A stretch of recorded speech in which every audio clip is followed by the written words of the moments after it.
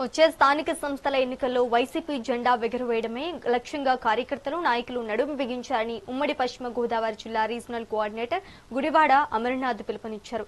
ఏలూరులో జరిగిన పార్టీ సమీక్షా సమావేశంలో వారు పాల్గొన్నారు. ఈ సందర్భంగా గత ప్రభుత్వ హయాంలో జరిగిన సంక్షేమ పథకాలు, అభివృద్ధి కార్యక్రమాలను ఇంటింటికి తీసుకువెళ్లాలని సూచించారు.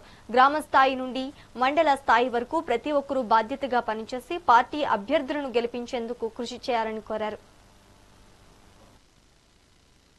అయితే గడిచినటువంటి 2 సంవత్సరాలుగా రాష్ట్రంలో ఉన్నటువంటి కూటమి ప్రభుత్వం తాలూకా పరిపాలన విధానాన్ని, ప్రజలు పడుతున్నటువంటి ఇబ్బందుల్ని, పేదవాడికి సంక్షేమం అందక పడుతున్నటువంటి కష్టాలన్నింటినీ కూడా ఎక్కడికక్కడ రాష్ట్ర వ్యాప్తంగా పార్టీ గుర్తించి, పార్టీ నాయకత్వం జగన్మోహన్ రెడ్డి గారి నాయకత్వంలో అనేక అంశాలను ఇప్పటికే గడిచినటువంటి 2 సంవత్సరాల్లో అన్ని రంగాల్లో కూడా ప్రజలు ఇబ్బంది పడుతూ ఉన్నారనేటువంటి విషయాన్ని గమనించి, అటు రైతాంగానికి సంబంధించి, లేదా అటు విద్యార్థులకు సంబంధించి, లేదా ఆరోగ్యశ్రీకి సంబంధించినటువంటి బాధితుల విషయాల్లో కానీ అనేక అంశాల్లో ఇప్పటికే వైఎస్ఆర్ కాంగ్రెస్ పార్టీ అనేక పోరాటాలను చేపట్టడం జరిగింది.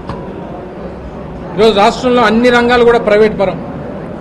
ఇటు విద్యారంగం కానీ, వైద్య రంగం కానీ, వ్యవసాయ రంగం కానీ అన్ని రంగాల్ని కూడా ప్రైవేట్ పరం చేసి ఇచ్చినటువంటి హామీలు గాలికి వదిలేసి ప్రజల తాలూకా బాధల్ని, ప్రజల తాలూకా కష్టాలని అన్నింటినీ కూడా ఈరోజు చూసేటువంటి నాదుడు ఈ రాష్ట్రంలో లేడు అనేటువంటి అభిప్రాయం ఈరోజు ప్రజల్లో కలిగించేటువంటి కార్యక్రమాన్ని చేశారు.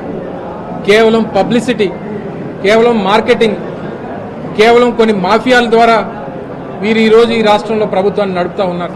గడిచినటువంటి 2 సంవత్సరాల్లో 3.5 లక్షల కోట్ల రూపాయలు అప్పులు చేసినటువంటి ఘనతను మాత్రం ఈరోజు రాష్ట్రంలో ముఖ్యమంత్రి చంద్రబాబు నాయుడు గారు సాధించారు.